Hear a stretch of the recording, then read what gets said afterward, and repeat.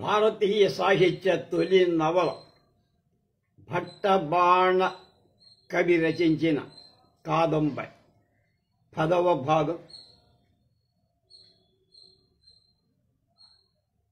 9/2/24. అక్కడ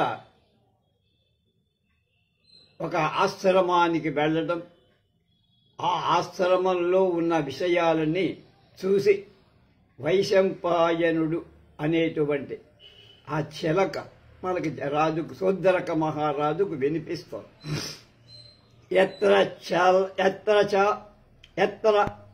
చ మలినతాః విర్ధూమేషు న చరితేషు ముఖరాగస్సుకేషు న కోపేషు తీక్షణతాకుశాగ్రేషు న స్వభావేషు చంచలతా కదళీదళేషు న మనస్సు చక్షురాగః కోకిలేషు న పరకళత్రేషు కంఠగ్రహః కమండలుషు న సురసేషు మేఖలాబంధో వ్రతేషు నేర్షాకలర్షేషు స్తనస్పర్శో హోమధేనుష వనితాసు పక్షపాతః కురుక్కవాకుశ న విద్యావివాదేషు భ్రాంతిరలన ప్రదక్షిణేషు న శాస్త్రేషు వసు సంకీర్తనం దివ్యకథాసు నధన తృణాసుగణ వారుద్రాక్ష వలయేషు న శరీరేషు మునిబాలనాశః కదుదీక్షయాన మృత్యు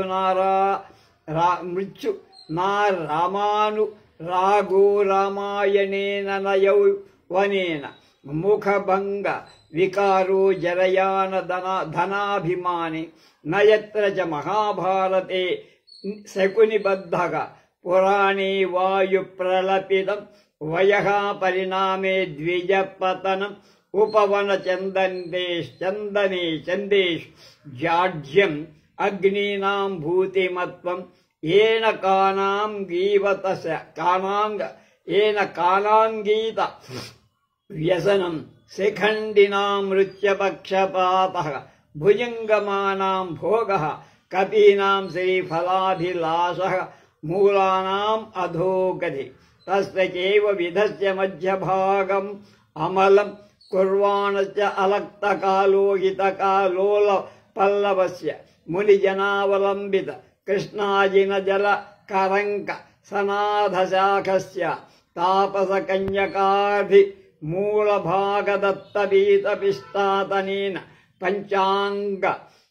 పంచాంగుళస్య హరిణ శిశుభిః పరిపీయమావాలవాల సలిలస్య మునికుమారకాబద్ధకుశచేరదామ్నః హరితగోమయోపలిప్త వివిక్తభూతలస్య తక్షణ రచిత కుసుమోపహార రమణీయస్య నాతిమహతః పరిమండలతయా విస్తీర్ణావకాశస్య రక్తాశోకతరోరధశ్చాయా యాముపనిష్టవిష్టం అచ్యుగ్రతపోభి భువనపివపాసాగరై కనకగిరిమివ కులాచలై కృతుమివ వైతానవహినిః కల్పాంతదివమివ రవిభిః కాలమివ కల్పైః సమంతాన్మహర్షిభిః పరివృతం ఉగ్రశాపభీతయేన కంపితదేహయ ప్రణయవ్యో విహిత కేశగ్రహయా క్రుద్ధయేవ కృతభూభుంగా యామత్త ఏవాకులితగ మనయా ప్రసాదితయేవ ప్రకటిత తిలకయ జరయా గృహీత పరవ్రతయేన భస్మధవళయా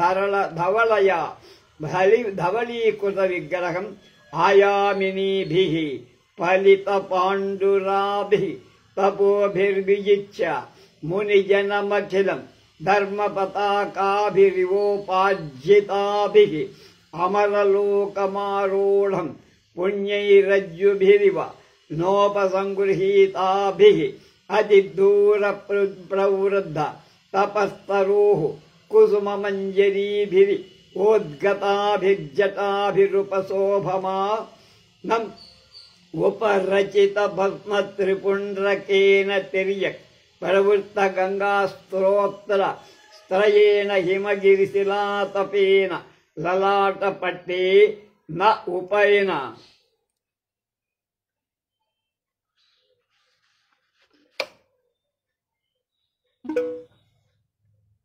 అధో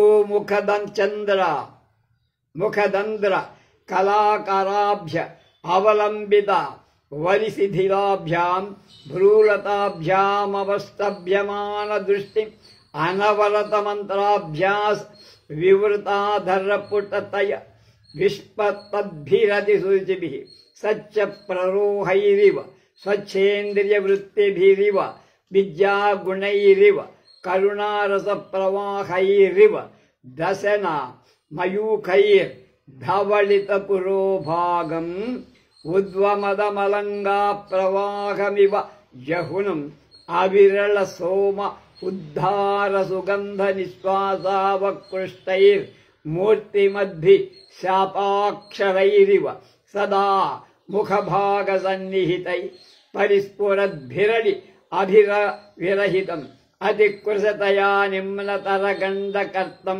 సమున్నతమనుఘోషఘోణం ఆకరాళ తారకం అవశీర్యమాణ విరళనయన పక్ష్మమాలం ఉద్గత దీర్ఘరోమ రుద్ధ శ్రవణ వివరం అనాభిలంబిత కూర్చ కలాపమాన సమాదధానం అతి చపలావనావామింద్రియవామంత స్వయం మనరజ్జుభిరి వాతతాభి కంఠనాడీభిర్నిరంతరావనద్ధ కంధరం ఉన్నత విరళాస్తి పంజరం హంసాలంబిత ధవళ యజ్ఞోపవీతం అనిలవశ జనిత తను తరంగ భంగముత్పలవమాన నవమృణాళమివ మందాకినీ ప్రవాహ అకలుషం అముజద్వహంతం అమల స్ఫటిక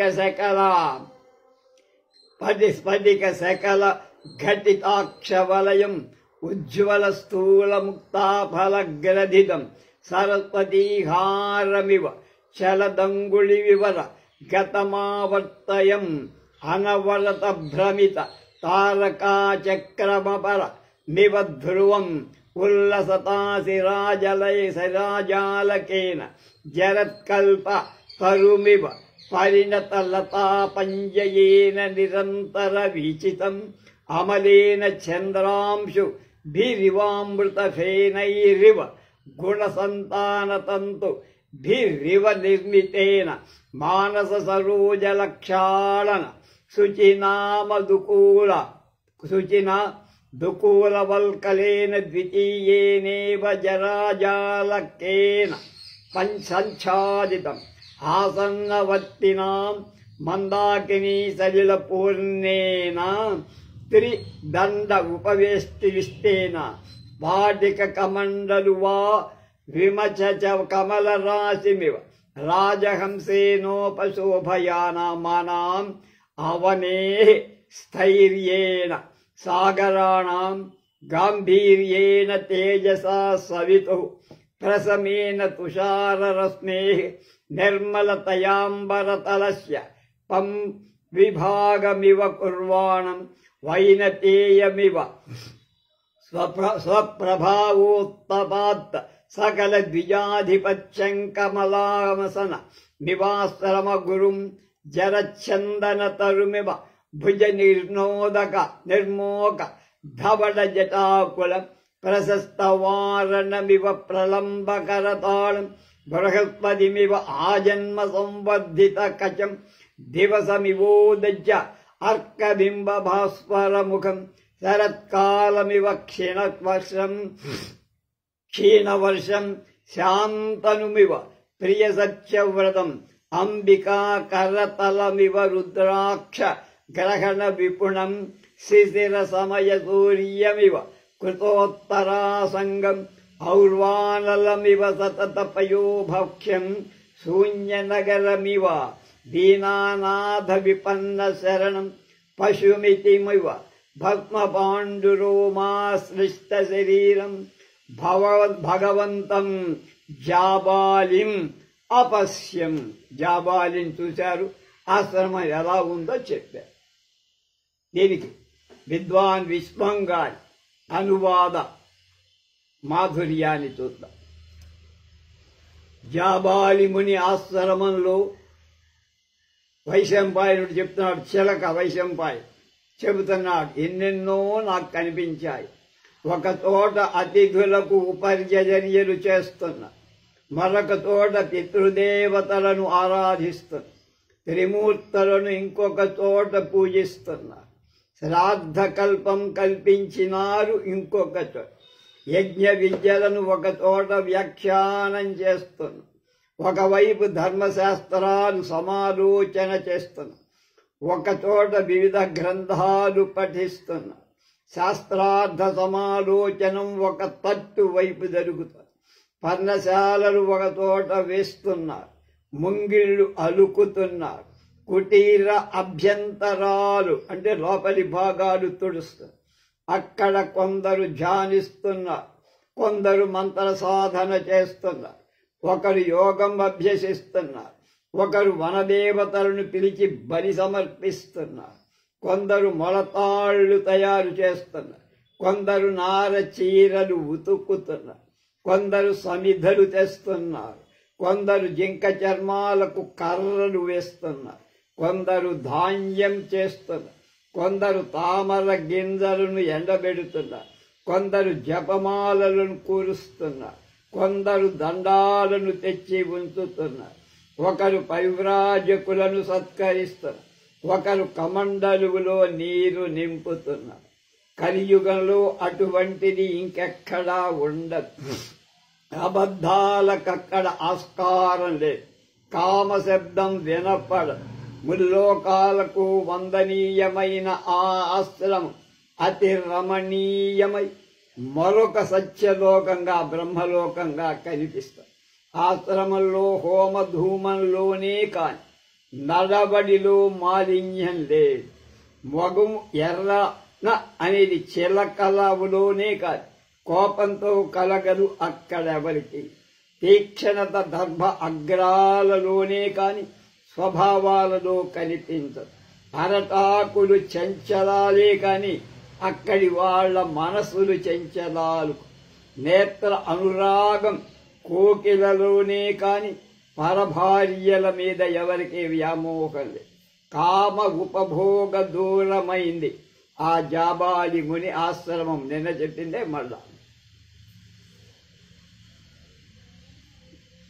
ఆ ఆశ్రమ మధ్య భాగంలో ఒక ఎర్ర అశోక తరువు ఉన్నది.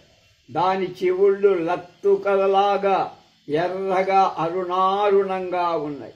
ఆ చెట్టు కొమ్మలకు మునులు జంకుతూ వస్తోంది. ఆ మునులు జింక చర్మాలను నీటి గిండీలను వేలాడదీస్తున్నారు. ఆ చెట్టు పాదున మునికన్యలు పసుపుతో హస్తముద్రలు వేసి ఉంచారు. జింకలు ఆ చెట్టు పాదులోని నీటిని తాగుతున్నాయి. ఎంత సహజ వర్ణన! ఫోటో తీసినట్టు పెట్టేశాడు గురుడు. అది ముని కుమారకులు దర్భ చీరలను చెట్టుకు కట్టారు. అలాగే అప్పుడప్పుడే విచ్చిన పూలతో ఆ చెట్టు పరమ మనోహరంగా ఉంది. అదంత పెద్దది కాదు. దాని చుట్టూరా విస్తరించినందువల్ల కింద విశాలంగా కనబడుతుంది. ఆ చెట్టు నీడలో జాబాలి ముని కూర్చొని నాకు కనిపించాడు. ఆయన చుట్టూరా ఎందరో ఉగ్ర తపస్సులైన మహర్షులు పరివేష్టించి ఉన్నారు. ఆయన చాలా వృద్ధుడు. ఒడలు వణికిపోతోంది. ముసలితనం. తల నెరిసిపోయి నుదురు ముడతలు పడి నడక తడబడి శరీరంపై చుక్కలు కూడా పడ్డాయి. తెల్లగా ఉన్నాడాయన. తలపై జడలు చుట్టక చుట్టుకొని ఉన్నాయి. మునిజనులను జయించి ఎగరేసిన ధర్మ పతాకంలాగా అమరలోకాన్ని ఎక్కటానికి పనికి వచ్చే రజ్జు తాడులాగా ఎత్తుగా ఎదిగిన పుణ్యమనే చెట్టు పూల గుత్తులలా ఆ జడలు ప్రకాశిస్తున్నాయి. ఆ జాబాలి ముని నుదుట విభూతితో త్రిపుండ్రాలు ఉన్నాయి. హిమాలయ శిలాతలంపై అడ్డంగా పారుతున్న 3 పాయల నదుల్లాగా ఆ విభూతి రేఖలు కనపడ్డాయి. కనుబొమలు ముందుకు వారి దృష్టిని ఆటంకపరుస్తున్నాయి. నిరంతర మంత్ర జపంతో తెల్లటి దంతకాంతి ముందుకు దుముకుతోంది. అనవరత సోమపానంతో పరిమళవంతాలైన ఊర్పుల చుట్టూ తుమ్మెదలు చేరుతున్నాయి. ఆయన చెంపలు చిక్కిపోయాయి, పై ఎముకలు పొడుచుకొని వచ్చాయి, కనుగుడ్లు మిల్లమిల్లలాడుతున్నాయి, నాభి కనురెప్పలు రాలిపోతున్నాయి, వాలిపోతున్నాయి, చెవుల నిండా వెంట్రుకలు పెరిగాయి, నాభి దాకా గడ్డం పెరిగి ఉంది, మెడపై నరాలు ఉబ్బి కొట్టుకుంటున్నట్టుగా అస్థి పంజరం ఉన్నంతగా విరళంగా ఉన్నాడు ఆయన. ఆయన భుజంపై జందెం వేలాడుతోంది. గాలికి కదలాడుతున్న తామర తూడుల ఆయన శరీరం ఉంది. అంటే అంత బలహీనంగా ఉంది. తెల్లని జపస్ఫటికమాల కదలుతున్న వేళ్ల సందున తిరుగుతోంది. అయినా జపం మాల. వృద్ధ కల్పవృక్షంలా ఉన్నాడాయ. ముసలితనం ఒక వల్కలంలాగా మరొక మెత్తని నార చీరల జత కట్టుకున్నాడు. త్రిదండంపై దగ్గరలో తెల్లది కమండలపు మందాకిని జలపూర్ణమై నిండి ఉంది కమండలం. ఆయన ధీరతలో పర్వతాలను, గాంభీర్యంలో సముద్రాలను, తేజస్సులో సూర్యుణ్ణి, శాంతిలో చంద్రుణ్ణి, నిర్మలతతో ఆకాశాన్ని పోలి ఉన్నాడు. ఆ జాబాలి ముని ఆ ఆశ్రమ కులపతి, దీనులకు విపన్నులకు శరణమైనవ. ఆ మునిని చూసి నేను ఇలా అనుకున్నా, ఆహా ఏమి తపోమహిమ! ఈయన శాంతంగా ఉన్న ఎంత తేజస్విగా, కరిగిన బంగారంలా, మెరుస్తున్న మెరుపులా, చూడశక్యం కాకుండా ఉన్నాడే. కొత్తగా చూస్తే భయం. చిన్న తపస్సుల తేజస్సు కూడా సహించలేం. మరి ఇంత జగదారాధాధిపతులు, దివ్య చక్షులు, పాప విధ్వంసకులు అయిన మహర్షుల తేజస్సు మాట చెప్పాలా? మునులను స్మరిస్తేనే పుణ్యమంటారు కదా. ఇక దర్శనం చేసుకుంటే అంటే మహాధిక పుణ్యం. ఆయన ఆధిపత్యం కింద ఉన్న ఈ ఆశ్రమం ధన్యమైంది కదా. కాదు కాదు, ఆయన ఉనికితో లోకమే ధన్యమైపోయింది.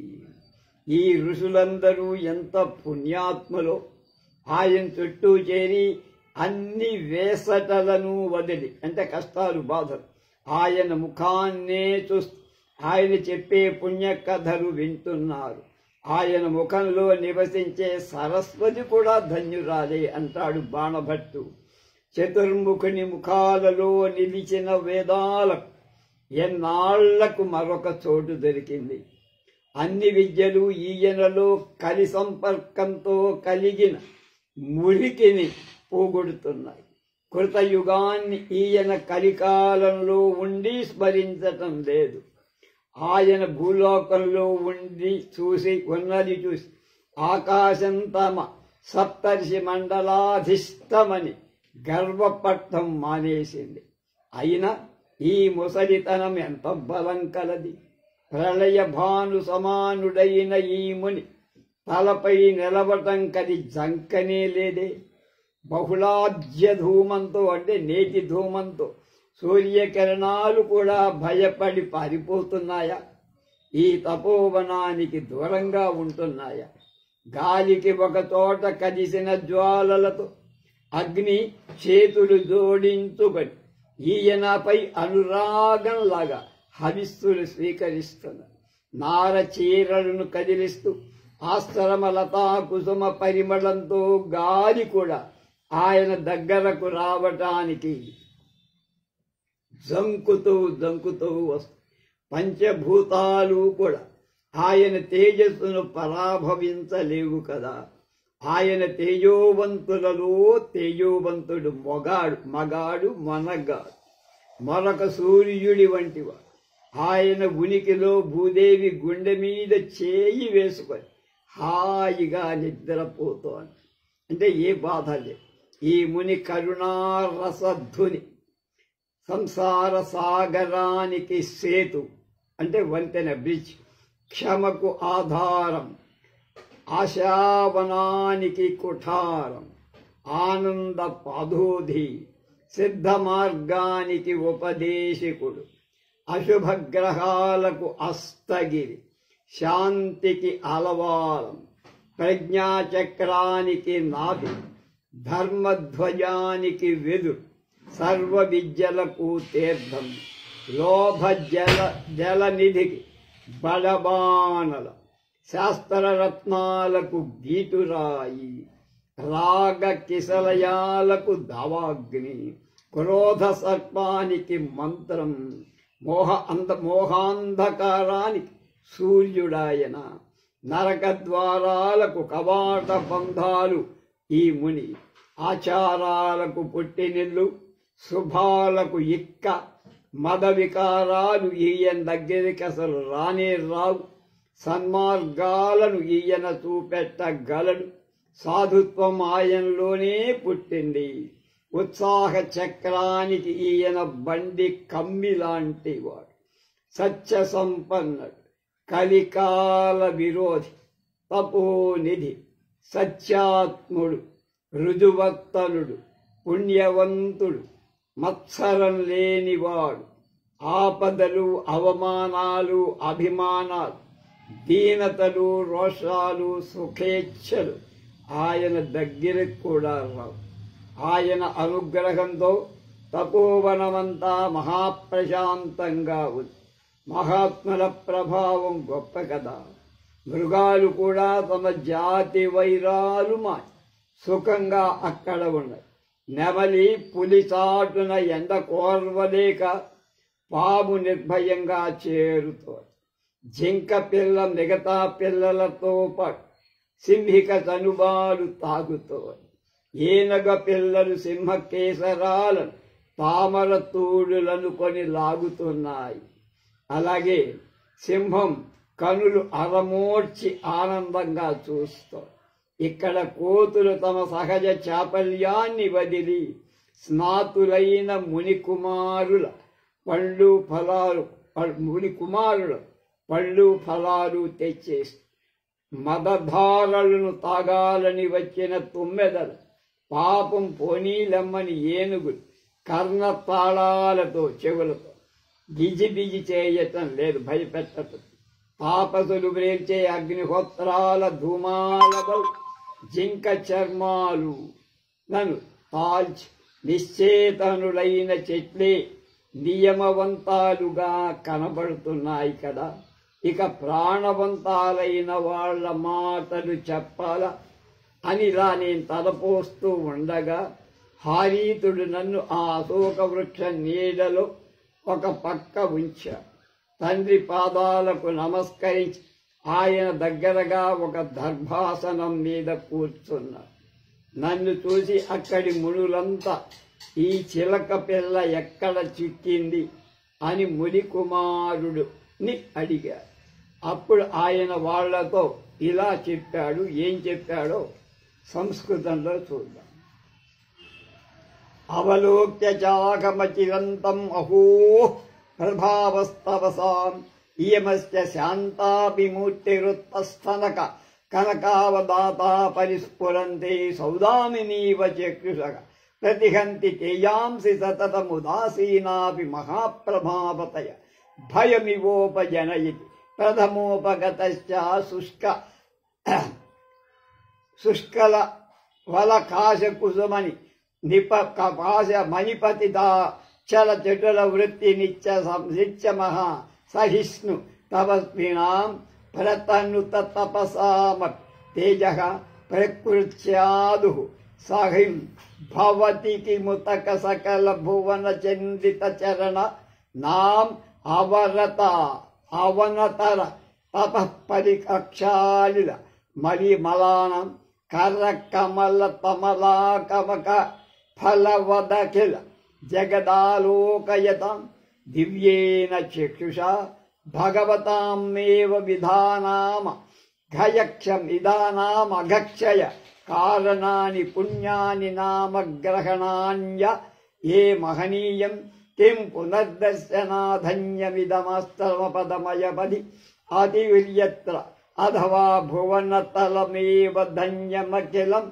अनानाधिष्ठितम् अवनितलकमलयोनियो पुण्यभाजः खल्वमी मुनयः यदहर्निशा मेन అవరమిత అపరత అపరమివ మిలవ నలినాం నవమపగతాశ్చ వ్యాపారా ముఖ కమలా నవలోక నిశ్చల దృష్టయః పుణ్యాః కదాః శృణ్వంతః పర్యుపాసతే సరస్వత్యది ధన్యాయదస్మిన్ సతతమతి ప్రసన్నే కరుణాజన నిశ్యందిగ్రాగధాంభీర్యే రుచిర ద్విజ కుల పరిచరే ముఖ కమల సంపర్క సుఖ మనుభవంతి నివసతి రాజహంసీవ మానసే చతుర్ముఖ ముఖ చతుర్ముఖ ముఖ కమల వాసినిర్వేదై శుచిరాజిత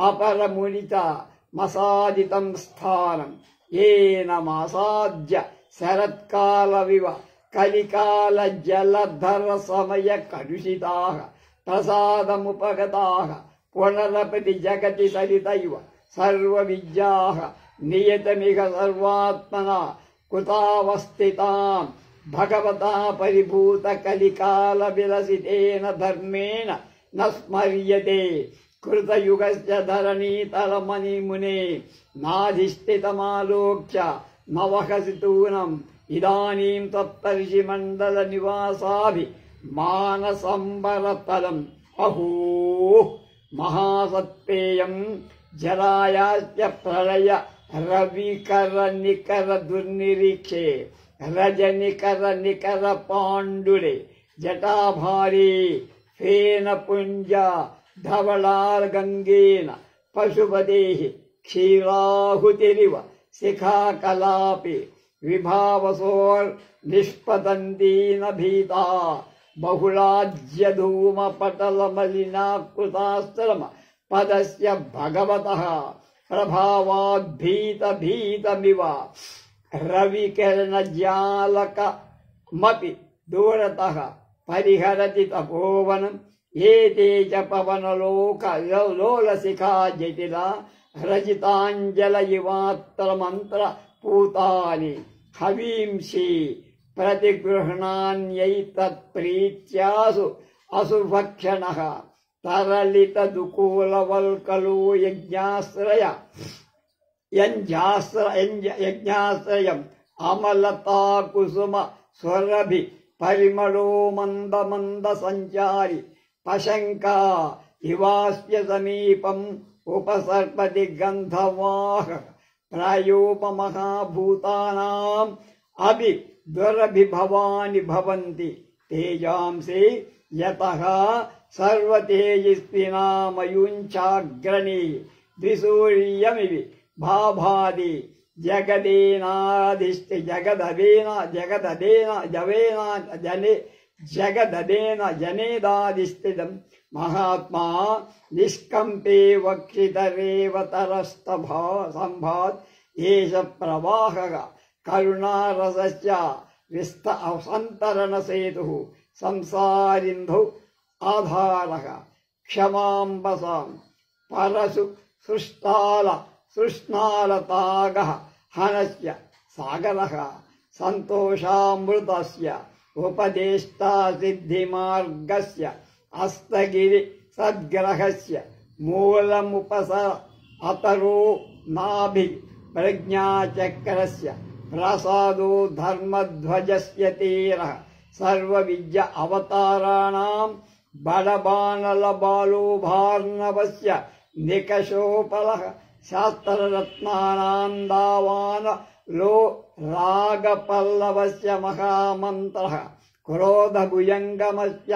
వసకరో మోహాంధకారస్య తరంగలభో జలకద్వారాణాం కుశలయచారాణాం ఆయనతమంగళానాం ఆభూమిర్మద వికారాణాం దర్శకః సత్పథానాం ఉత్పత్తిః సాధుతాయాః నేమిరుత్సాహచక్రస్య ఆశ్రయః సత్వస్య ప్రతిపక్షః కలికాలస్య కోశస్తపసః సకాసత్యశ్చ క్షేత్రమార్జవస్య ప్రభవః పుణ్యపంచయస్య అదత్తావకాశో మహత్సర్య అరాజిత్ విపత్తే ఆస్థానం పరిభూతే అననుకూలోభిమానస్య అసమ్మతో దైన్యస్య అనాయత్తో రోషస్య అనవకాశో విషయాణాం అనభిముఖం సుఖానం అప్యస్య భగవతః ప్రభావో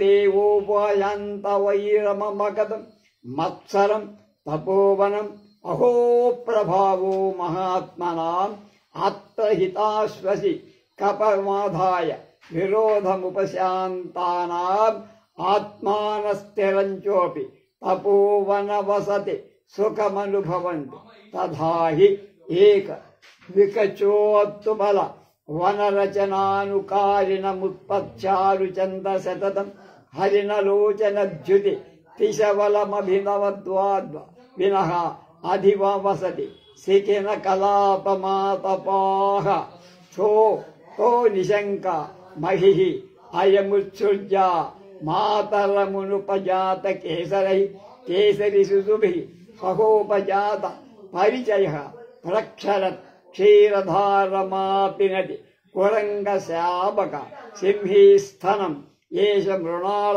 కలశాపాంచకి శిశిరకరధవనం మామీలిత లోచనో బహుమంజతే ద్విరద కల భైరాకృష్యమాణ మృగపతి ఇదమిహ కపిల కులమపగత చాపలముపనయత్ మునికుమారకేభ్య స్నానేభ్య ఫలాని ఏతే జన నివారయంతి మదాంధాన్ మలమండలస్థలీభాంజి మదజలపాన నిశ్చలాని మధుకర కులాని జాతదయాః కర్ణతాళై కరిణః కిం బహూనా తాపసాగ్నిహోత్రధూమలేఖాభిః సర్పంతిభిరహర్నిశముపాదిత కృష్ణాజినోత్తరాసంగశోభాః ఫలమూలభృతో వల్కలినో నిశ్చేతనాస్తరవోపి సనియమాయవాస్య భగవత సమీపవర్తనోత్తర లక్ష్యంతే కిం పునః ప్రచేతనాః ప్రాణినాం ఇచ్చేవం చింతయమేవ మాం తస్యైవ రక్తాశోక తరచ్చోకామానామేవ దేశే స్థాపయిత్వా హారీతః పాదా ఉపగృహ్య కృతాదివాదన పితురనతి సమీపవర్తిని కుశాసనే సముపావిశత్ ఆలోక్య తుమాం తమునయః సర్వ ఏవ కుతోయాం ఆసాదిత సుఖశిశురాతపజనిత క్లాంతిరుత్తరతప్త పాంసుపటలమజ్జగతో దూర నిపతిత విహ్వలత నురన్పాలశేషాయురాసాదిత తపస్వి దురారోహతయ చతస్య వనస్పర్నేతర్నక్షశక్యతే స్వనీడమారోపయతు ఇది జాతదయేనానీతః తద్యావదయం అప్రరూఢపక్ష రక్షయోంత రీక్షముత్పదితుం దావదగ్రైవ కస్మించిదాశ్రమ మ తరుకోటరే మునికుమారకైరస్మాభిశ్చోపనీతేన నివారకణ వికరేణ వివిధ ఫలరసేన చ సంబధ్యమానో ధారయతు జీవితం అనాథ పరిపాలనం హి ధర్మోంత అస్య ద్విధానాం ఉద్భిన్న పక్షతిస్తు గగనతల సమంచరణ సమర్థో యాస్యతి యత్రాస్మై రోచిష్యతి ఇహైవ వాప ముపజాత పరిచయః స్థాప్య ఇది నిత్యేవమాదిక మస్మత్ బంధ ధాలాప కపాలం మత్యంచ కిదుపజాత కుతూహలో భగవాన్ జాబాలిరిషదావలిత కంధర పుణ్యజలై ప్రక్షాళయన్నివ మామది ప్రశాంతయా దృష్ట్యా శుచిరమపజాత ప్రత్యభింజ వవః వః పునర్విలోకస్య స్వస్మైవా వినయస్య ఫలమనేవానుభూయ ఇచ్చవోచత్ న సహి భగవాన్ కాలత్రయీదర్శి తపఃప్రభావాద్ దివ్యేన చక్షుషా సర్వమేవ కరతలగతమివ జగదాలోకయతి వేత్తి చ జన్మాంతరాణ్యప్యతీతాని పదయిలాన్య గామి వ వ్యర్థం ఈక్షణ గోచరగతానాంచ ప్రాణినామాయుషు ప్రాణామావేదయతి తదః సర్వైవ తాప పరిషత్ శ్రుత్వా విదితత్ ప్రభావాకీం కృతో నైవా వినయ కుత కిమర్థం వాంకృతం క్వా కుతో వా జన్మాంతరే కో వా యమానది కుతూహలిస్యం అసకృతుప యాచిత పరిచతం భగవంతం అవేదయ ప్రభవన్ కీదృశా వినయస్య ఫలం ఫలేనామ భూయతే కశ్చాయమాసీ జన్మాంతరే విహగజాతో వా కథమస్య సవ్యవః కిమభి ధానో వాయం ఆపనయతు నః కుతూహలం ఆశ్చర్యాణం హి సర్వేషాం భగవాన్ ప్రభవః. మళ్ళా ఒకసారి దీనికి తెలుగు కూడా వెళ్ళ.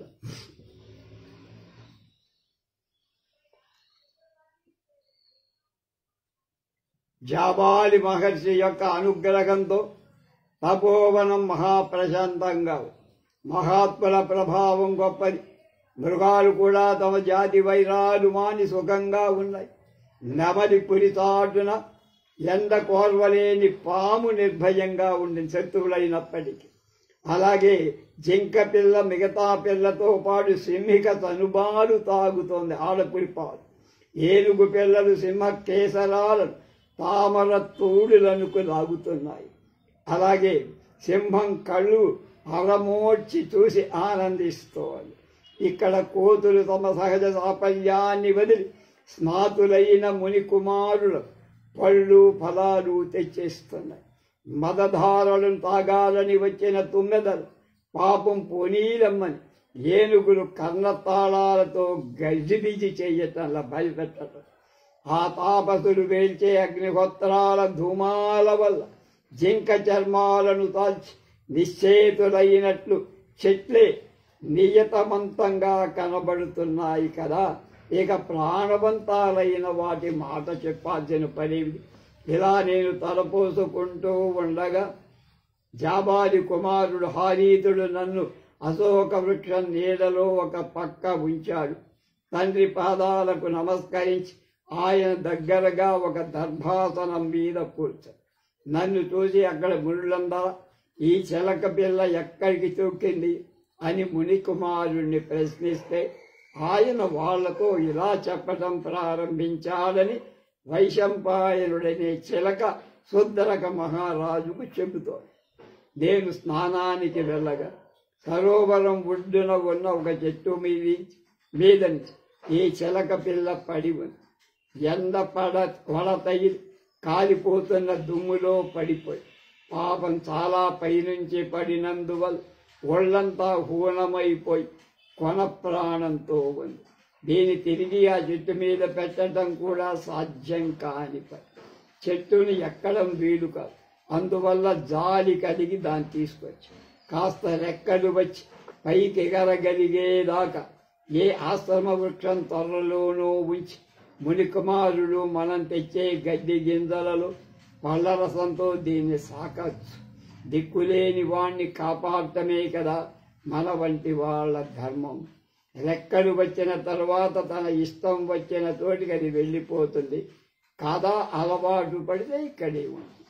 ఇట్లా హారీతుడు నా సంగతి చెప్పగా జాబాలి మునికి కుతూహలం కలిగి కొంచెం మెడ ఇలా తిప్పి పుణ్యజలంతో నన్ను పునీతుడిని చేస్తున్నట్లుగా అతి ప్రశాంత దృష్టితో నన్ను చూశాడు. ఏదో జ్ఞాపకం వచ్చినట్లుగా పదే పదే పట్టి చూశారు. తన పొగరుకు ప్రతిఫలం తాను అనుభవిస్తున్నాడు అన్నాడు. ఆ మహర్షి త్రికాలజ్ఞుడు, తపోమహిమతో దివ్య చక్షువులతో సకల విషయాలు స్పష్టంగా తెలుసుకోగలవు. ఆయనకు పూర్వజన్మ విషయాలు, అతీతాలైన సంగతులు కూడా తెలుస్తాయి. భవిష్యత్తు కూడా చెప్పగలవు. కంటికి కనపడిన జీవుల ఆయుర్దాయం కూడా తెలిసినవు. ఈయన మహిమలన్నీ తెలిసిన వాళ్ళు కనుకనే అక్కడ చేరిన మునులందరికీ మంచి జిజ్ఞాస కలిగింది. అది చేసిన తప్పేమిటి మహాత్మా? ఎందుకు ఆ పని చేసింది? ఎక్కడ చేసింది? పూర్వజన్మలో ఈ చిలక ఎవరు అని అడిగితే, అందువల్లనే వారు జాబాలి మునిని ఇలా అభ్యర్థించారు. ఇది ఏ తప్పు చేసి ఇవాళ చిలక జన్మ ఎత్తి, అది పూర్వజన్మంలో ఎవరస పక్షులలో జన్మ ఎలా దానికి సంభవించి పేరేమి, మా కుతూహలాల్ని తీర్చాలి అని అద్భుత విషయాలను తెలిసిన మహనీయులు కదా తాము. అలా ముని సభ ప్రార్థించగా జాబాలి మహర్షి అంటున్నారు, ఇది చాలా పెద్ద కథ నాయన, అత్యద్భుతమైన కథ. ఇక పొద్దు అట్టే లేదు. మాకు స్నాన వేళం కూడా అయింది. మీకు దేవతార్చన వేళ మీరిపోతుంది. కాబట్టి ఇప్పటికి లేద్దాం. అందరం వాళ్ళ కార్యక్రమాలు నిర్వర్తించుకుందాం. పొద్దు వాటాడిన తరువాత మీరు పలహారం చేసి విశ్రాంతిగా కూర్చుంటే మొదటి నుంచి సకల వృత్తాంతం చెబుతా.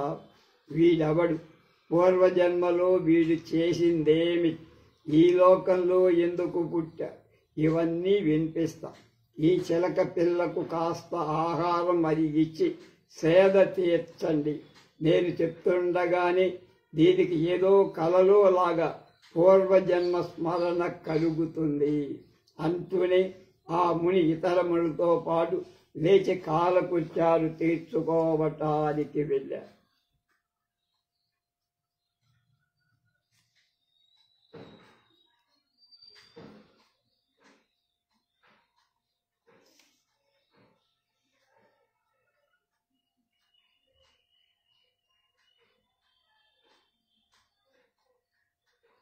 ఇచ్చేముపయాచితస్తపోధన పరిషదాస్ ఆ మహాముని వరదత్ ఆది మహాదివమాశ్చర్యమాఖ్యాతవ్యం అల్పశేషమః ప్రత్యాసీదతి స్నాన సమయో భగవతాం అప్యతిక్రామతి దేవతార్చనా విధివేళ తదుత్తిష్టంతు భవంతః సర్వ ఏవ తావదావచరంతు యథోచితం దివస వ్యాపారం అపరాహ్న సమయే భవతాం పునః కృతఫలమూలాశనా విశ్రబ్ధౌ ఉపవిష్టానామాదితం ప్రభృతి సర్వమావేదయిష్యామః యోయం యచ్చ కృతమనేనా పరస్మిన్ జన్మని ఇహలోకే చ యథాస్య సంభూతిః అయం చ దావద పదక్రమః క్రియాతామాహారేణ నియమవ అప్యాత్మనో జన్మాంతరవృత్తం స్వప్నోపలబ్ధమివ మయి కథపతి విమవిశేషః మరిష్యదీచ్చ అభిరథ దేవోత్థాయ సహైర్మునిభిః స్నానాదికం దినస వ్యాపారం అకరోత్. అది చెప్పాం మళ్ళా ఒక్కసారి. నాయనా, ఇది చాలా పెద్ద కథరా, అత్యద్భుతమైన కథ. పొద్దు అట్టే లేదు. మాకు స్నాన వేళ అయింది, నీకు దేవతార్చన సమయం. కాబట్టి ఇప్పటికి లేద్దాం. అందరం వాళ్ళ కార్యక్రమాలు నిర్వర్తించుకుందాం. పొద్దు వాటాడిన తరువాత మీరు పలహారం చేసి విశ్రాంతిగా కూర్చుంటే మొదటి నుంచి సకల వృత్తాంతం చెబుతా. వీడెవడు, పూర్వజన్మల్లో వీడు చేసిందేమి, ఈ లోకంలో ఎందుకు పుట్టా, అలాగా ఇవన్నీ మీకు వినిపిస్తా. ఈ చిలుక పిల్ల కాస్త ఆహారం ఇచ్చి దాన్ని సేద తీర్చుకోనివ్వండి. నేను చెప్తుండగానే దీనికి ఏదో కలలులాగా పూర్వజన్మ స్మరణ కూడా కలుగుతుంది అంటూ అనే ఆ మహాముని ఇతర మునులతో పాటు లేచి కాలకృత్యాలు తీర్చుకోవడానికి వెళ్ళాడు.